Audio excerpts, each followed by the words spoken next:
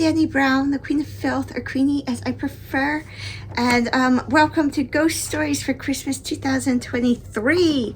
And this year I will be reading Stop Samantha by Sloman. Now, I had started to read this. I got about 2 paragraphs in, and this is totally my type of story, so I decided to go in blind. So I apologize ahead of time if I can't pronounce anything properly, and they'll be common, everyday words, I can assure you. So, right, let's get into this story by Sloman. Samantha, stop. Samantha, stop. The pale glow beneath the AI's dark spear swelled, then faded to nothing as the room fell silent. For you. Those had been the last words she had played. It had played Songbird by Ava Cassidy. 2 half-drunk glasses of wine now abandoned on the table.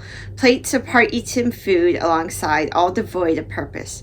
Natasha looked to her wife, mesmerized, watching the stillness of her. Her cheeks, previously flushed pink from wine and the warmth of the room, were now subdued, paler, lesser. Sarah? Natasha whispered, almost afraid of the question, afraid of an answer. None came. She pushed her chair back, lifting it ever so slightly to avoid the snagging of the carpet, then stood. Sarah? The question louder this time. Nothing. She walked to the window. Dark velvet curtains hung down to the floor. She tugged at the fabric, adjusted the hang, encouraging them to overlap neatly in the center. There was a falsehood in that, as if the room were now sealed off from the outside world. In reality, there was no world from which to be divided. Beyond was nothing but open fields, bordered by private woodlands, stretching into the distance. A narrow, single track was the only route in or out, and visitors rarely came. No, if anyone was there, they would be a long way lost. A bubble of drool had formed upon Sarah's lips, red flecked and frothy. Her napkin rested beside her, still folded. It was part of a set from their wedding, each napkin hand-stitched with summer flowers in full bloom. Natasha picked it up, twisting the cloth around her fingers perhaps a little too tightly. She paused, uncertain, then dabbed delicately at her wife's mouth. Sarah, she whispered into her ear this time, turning to listen for an answer, knowing it would never come. She plucked a spoon from the table, the metal cold and unforgiving. It felt heavy despite its size as she held it to Sarah's mouth, counting to 10, all the time watching the curve of the spoon, the way it reflected the candles, and the way they flickered, waiting, just waiting for it to fog up. After she reached 10, she counted once more. Then, and only then, did she put the spoon back down. Shadows drifted across the ceiling. Lazy Sunday afternoon ghosted from hidden speakers. The space in the bed where Sarah should have been was cold, familiar yet alien. Weariness consumed her. It had taken all evening and into the morning to bury the body. There was a place in the woods behind the house where the tree line thinned and the rabbits burrowed, which gave way to a small clearing. On the occasion Sarah was home, when the evenings were warm and the air still, they would walk out back to the clearing to lay down together in the long, cool grass and watch the stars wink into being. That was the spot she had chosen. Sarah had been heavier than expected. Of the 2, she had been the thinner, seemingly able to eat whatever she wanted without putting on weight. Yet in death, she had become like lead. Natasha wrapped her in tablecloth, thinking it would make it easier to drag her through the woods, that it would hide her questioning eyes from sight. She had tried to close them, running her hand down Sarah's face, finger and thumb tugging at the eyelids, except the eyelids wouldn't stay shut. Again and again she tried, only for Sarah to keep staring back, to keep asking her why.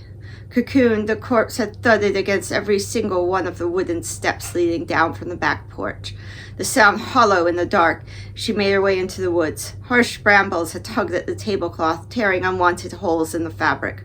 Contorted roots had sought to trip her, making her stumble more than once, the ground hard and unforgiving beneath her feet. By the time she reached the clearing, the moon had long gone past its peak. She had grabbed a shovel from the shed, one bought to dig over their vegetable plot. There the soil was forgiving, turning easily with each stroke. Here in the woods the blade had jarred without warning, while she worked the earth, strike after strike, hitting hidden networks of roots which conspired against her. Disembodied sounds had erupted in the darkness, screeches mainly, either fox or owl. Natasha hadn't known which. Ignoring them, she had dug deeper and deeper, her shirt clinging to her back with sweat. Each spadeful became heavier, and further down she burrowed. In the end, she had dug down 3 feet and no more. It had been another hour before Sarah was hidden beneath the ground as the sun bled across the morning sky. Samantha stopped. The background music faded away. Shadows continued to play across the ceiling. Samantha, run me a bath, please. Of course. Water burbled through the pipes in the attic as Natasha shuffled off the bed. The warm floor beneath her feet. Vapor-thin footsteps formed, then faded behind her as she crossed the room. Steam was rising in the bathroom, creating a thin film across the mirror, distorting her reflection. She ignored it and sat on the edge of the bath, running her fingers across a row of colored bottles, choosing one to pour into the bathtub, waiting for the water to rise, bubbles frothing up, drifting across the surface, the scent of exotic flowers filling the room, and with it memories of happier times. Natasha removed her nightshirt and eased herself into the bath. Water pooled across her pale skin, small rivers being birthed then and draining away where flesh rose above the surface. She lay back, the water deepening, her mind drifting. Everything had happened far quicker than Natasha had expected. She had almost missed the moment herself, secretly wished she had. They had been partway through the main course, a croak from Sarah's throat, barely audible. Then she had stiffened, her head tipping to the right, her mouth drooping slightly. Sarah's fork had fallen from her hands. An undercooked piece of broccoli stuck to the tines. She had quivered briefly from head to toe before her body slumped. That was when Natasha had called her name. Natasha could still picture the glassy-eyed stare, looking but not looking at her from across the table. There had been accusation thereon, a last unspoken conversation as her essence evaporated, and a question. Why? Samantha, stop! Something wasn't right. Water was beginning to cascade over the rim of the bath, slowly forming a dark mirror on the floor as a thickening mist swallowed her words. Samantha, stop! Steam billowed upwards like dragon's breath as water gushed from the taps, the temperature creeping ever higher. They had been Sarah's choice, the taps. Minimalist, 2 copper pipes, burnished and curved, jutting from the wall. There were no handles. Handles looked clunky. Her words, instead, the only control beyond Samantha, was a sleek touchscreen recessed among the tiles. Samantha, stop, screamed Natasha, jabbing at the control panel hard, stabbing at it again and again until she thought the screen was going to crack, praying for the water to shut off, yet still it flowed. Natasha shrieked, grabbing the taps in frustration, recoiling as her fingers scalded red, then puckered white, small slivers of skin sticking to the pipework as she released her grip. Water sloshed everywhere, creating minor waves within the bathtub as she tried to stand, desperate to escape the bath, then slipped, her head plummeting beneath the murky surface, a mixture of oils and bubbles. Wispy tendrils of hair filled her vision, swirling around her, and something else moving almost beyond her view, a face, eyes, a mouth, accusing. Natasha resurfaced, gulping in steam and air, each breath catching her throat. She grasped for the edge of the bath with slippery hands. The softness of her hit the floor hard like a newly birthed calf, limbs flailing on the water-slick surface. Twisting and turning, the world swirling around her. There were shapes in the steam, dark patches skittering across the ceiling, spider-like, ready to drop.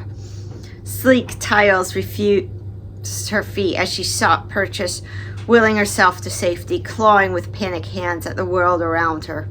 Then she was up, rising, standing her back against the wall. She looked up. The shapes were gone. Staggering forward, liquid slopped around her feet, the weariness in her limbs replaced with trauma and fear. Hands held out in front of her. She searched for a towel through the steam. There was a degree of comfort as she gripped soft fibers between her fingers, the towel sliding off the rail with ease. An awkwardness infected her movements as she wrapped it around her, looking down, desperate to hide the vulnerability of her flesh. A shadow fell across her feet, black, elongated, fleeting. Goose pimples blossomed across her legs, ice crystals forming around her. Despite the steam, she stepped back, then stopped. The shadow was gone. No, it had moved. Darkness filled the doorway, larger, stretched upright, almost human in shape. A gap opened in the center of what Natasha thought of as its head. The maw, depthless voice, it spoke. Natasha, the voice filled with pain and sorrow. Why? A scream escaped from her as she turned to run, but there was nowhere to go. Even if there were, her feet were too fast or not fast enough. Gravity claimed her and she fell hard, her head hitting the toilet rim. The world vanished. Natasha lay fetal when she came to, the now long cold water surrounding her tinged yellow where her bladder had released. Acute pain throbbed in her temples as she struggled to sit upright. Strands of hair were plastered inside the bathtub where the water had drained. Gurgling pipes now silenced. Her towel was heavy and sodden, half open from the fall. It clung to her like a leech as she adjusted it, pulling around her for comfort, instantly wishing she hadn't. Standing, she slouched the towel to the floor in disgust where it landed with a dull squelch. Uncertain legs carried her to the bedroom, the mattress welcoming her deflated form as she collapsed onto the bed.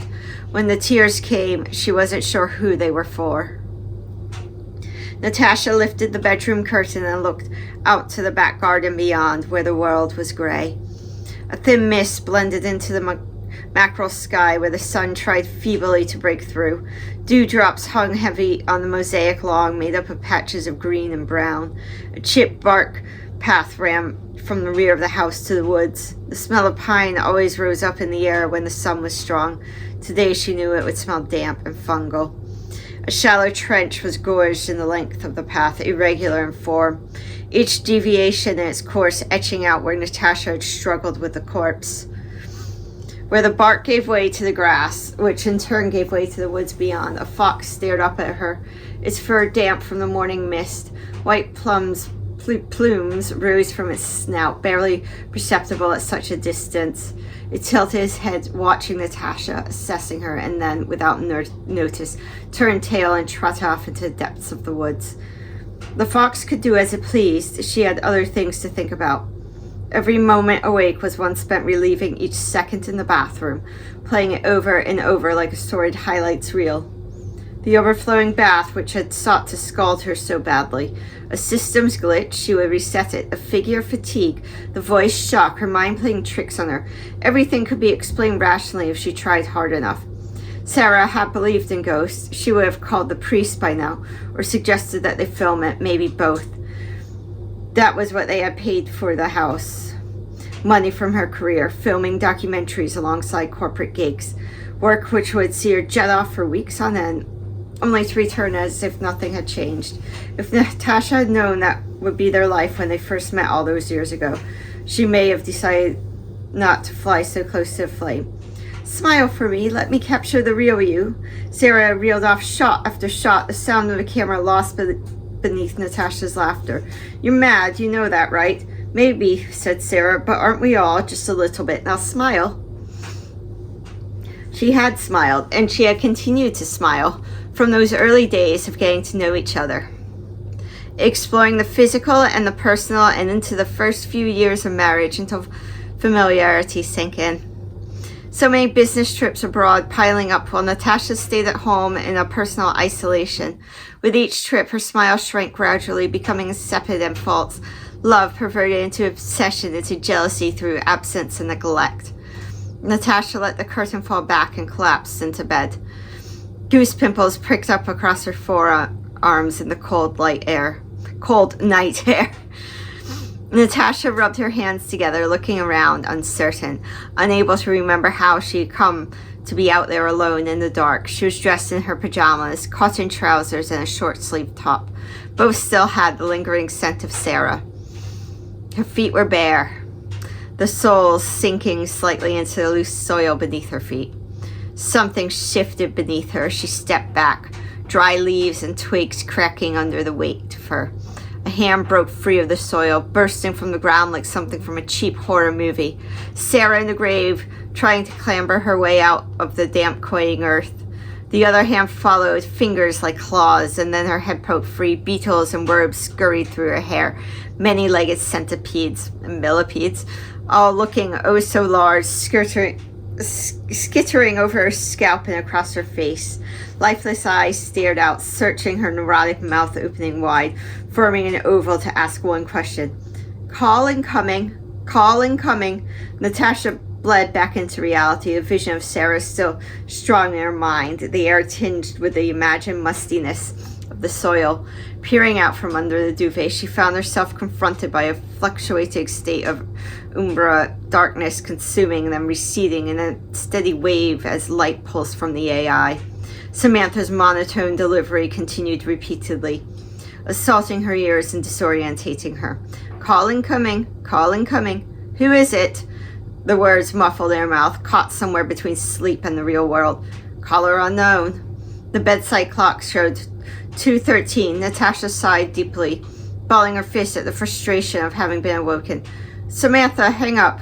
The light disappeared from the room. A heartbeat. Another. Light flared back into the room with a vengeance. Call incoming. Call incoming. Call incoming. Samantha, hang up. The announcement ceased. Natasha settled back under the covers. Call incoming. Call incoming. Call incoming. Oh, fuck off, screamed Natasha, sitting bolt upright, ready to give them hell. If they wanted to talk, then she had some choice words for them. Samantha, connect. Samantha fell silent, continuing to pulse blue. Seconds of quiet elongated in the dark confines of the room. Then a voice. Why? The word sounded distant, almost disconnected from reality. An impossible word from an impossible voice. It stopped Natasha in her tracks. She drew the covers up around her. Why? The voice repeated. Sarah? She whispered the name, barely more than a breath, yet she knew she had been heard. Why? Her throat constricted, refusing to let her speak.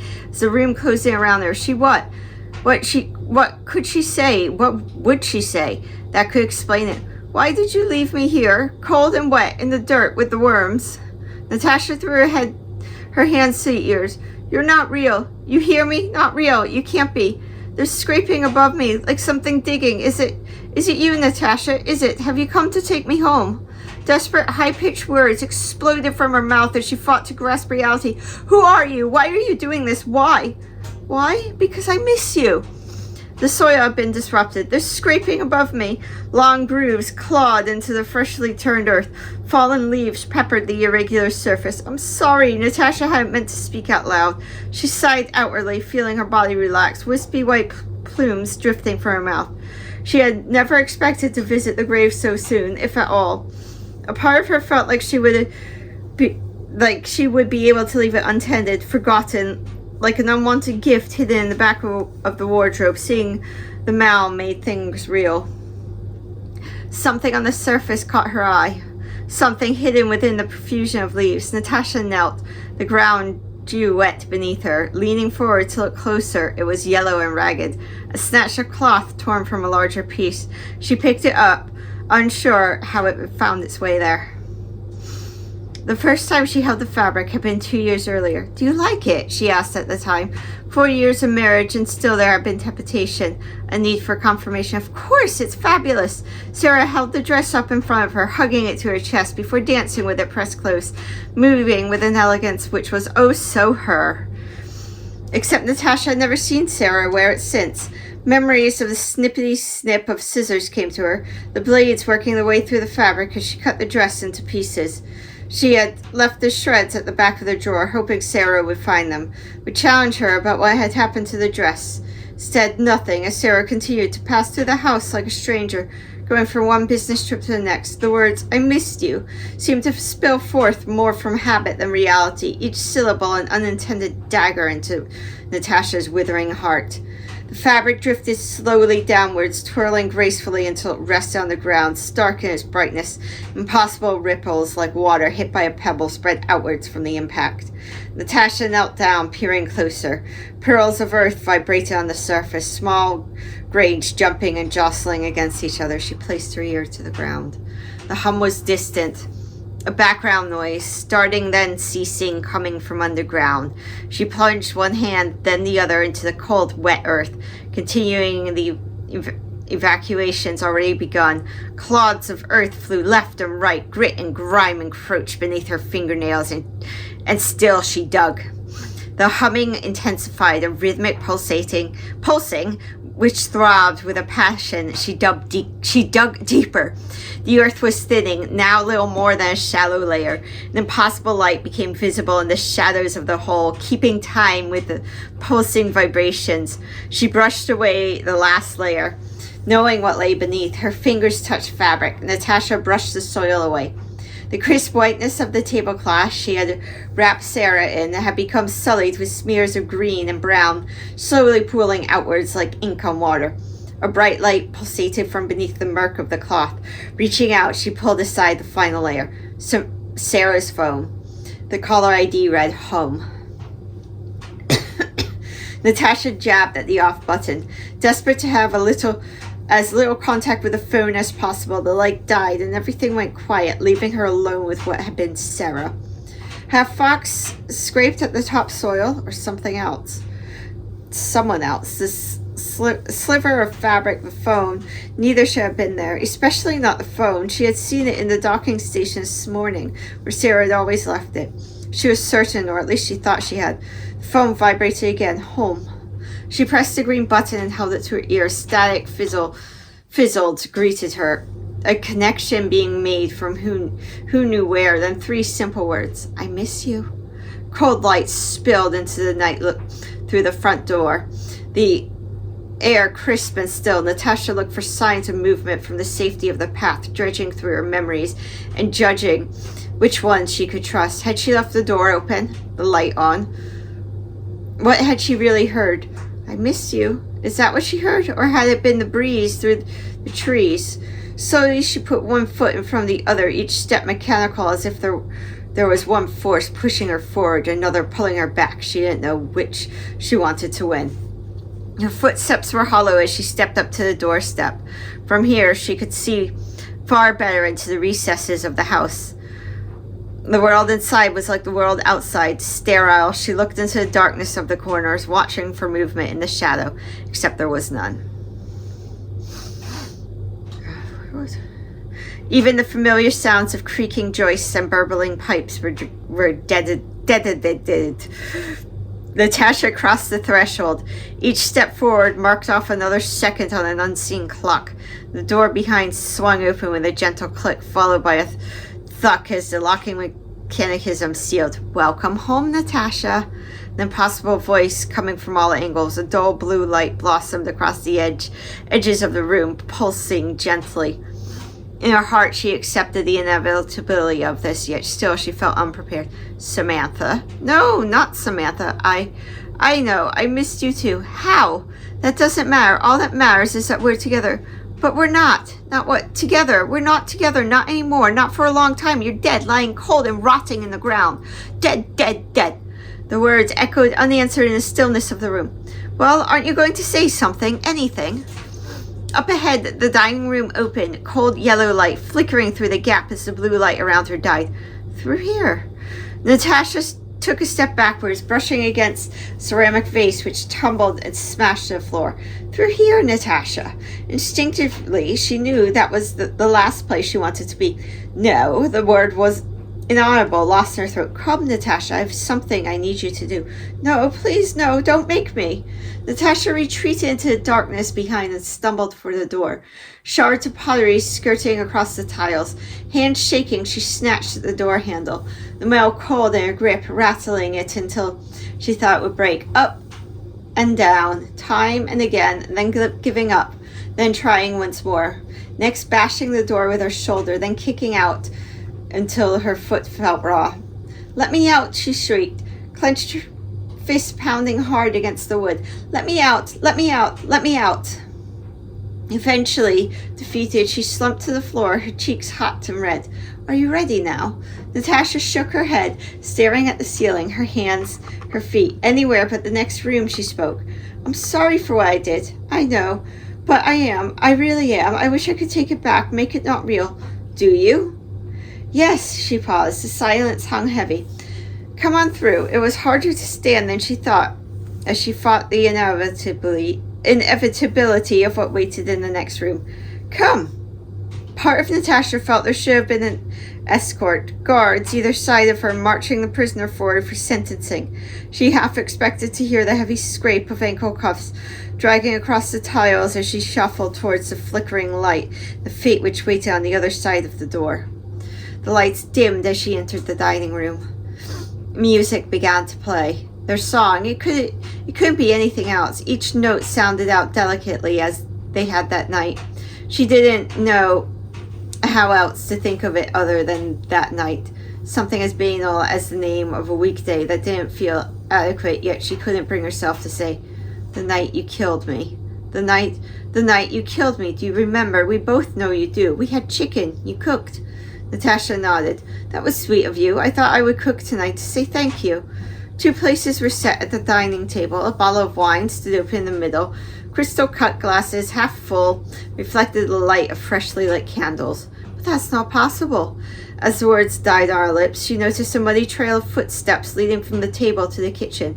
More mud smeared on the white tablecloth. Apologies. My cat was helping. She's going to sit with me now. "But that's not possible." As the words died on her lips, she noticed a muddy trail of footsteps leading from the table to the kitchen. More mud smeared the white tablecloth. "And yet here we are. Come in, take a seat." Natasha obeyed. Instinct took her to the right, where she had always sat. She pulled the chair out and sat down. "I've missed you, Natasha. I always do when we're apart, more so now. But you always left me here alone like some puppy dog eager for your return." "I always came back." "No, you didn't. You should try the chicken, Natasha." "It was never you who came back. It was always a shell, some kind of imposter. I cooked it especially. You, the real you, stayed behind in all those exact places waiting for you to return. The you I married. I don't know who you are now. Was. What? Who I was, Natasha. Who I was, thanks to you." There were words waiting on Natasha's lip, but she refused to come out. "Now eat up, Natasha. The food's getting cold." She reached out. The fork handle was icy to the touch. She picked it up and twirled it between her fingers, judging the weight. She placed it back down on the table. "No. No what?" "You can't tell me what to do anymore." "I never did." "But you still controlled me." "How?" "You had your ways." "Oh, did I?" "You know you did. The food will taste so much better warm."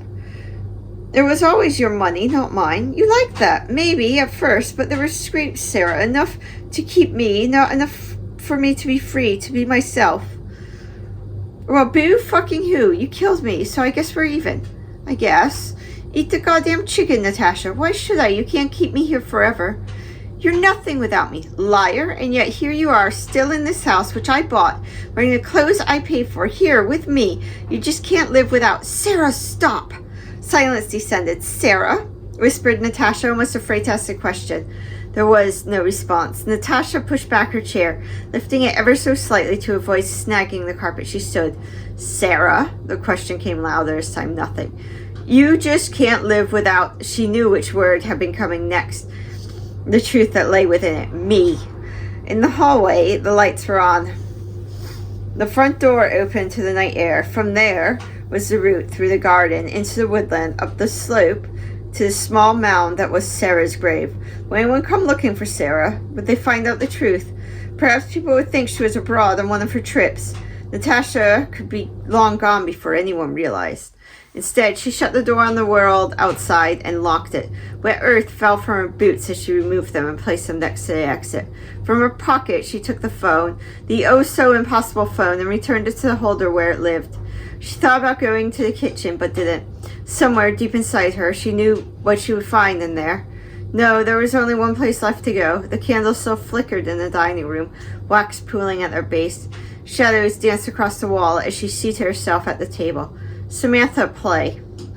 Soft music swelled up once more from where it had left off, their song. Natasha picked up the knife and fork and ate her food and drank her wine, then waited and waited, and she waited. She looked at her hands, ingrained and muddy and stained with guilt. And then she drank some more. The pain kicked in eventually, as she knew it would, though not as violently as she feared. Her limbs became heavy and her breath ragged. As her vision gave, she thought she saw a shape sitting across from her, watching, smiling, keeping her company to the end. But she wasn't sure, and then And then she simply wasn't. So that was a really good story. So enjoy your holidays, and I shall hopefully see you next year, or you can check out my own channel, Storytime. See you soon. Bye bye.